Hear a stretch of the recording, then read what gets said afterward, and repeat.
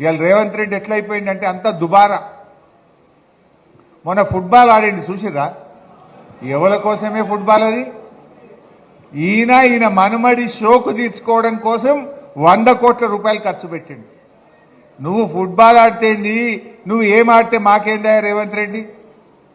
Singareni colonies 10 కోట్ల రూపాయలు తీసుకుపోయి ఫుట్బాల్ మ్యాచ్కు పెట్టిండు.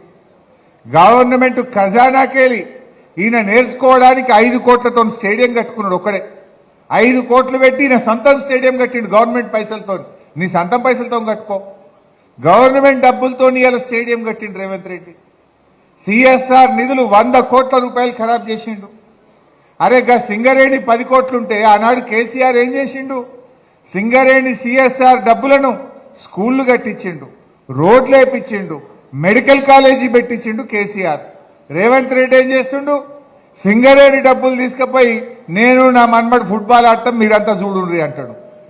నీ మన్మడు నువ్వు సొంతం పైసలతో ఆడుకో, ఎవడద్దంటుండు? నువ్వు గవర్నమెంట్ సొమ్ముతోని ఫుట్బాల్ ఎట్లా ఆడతావు?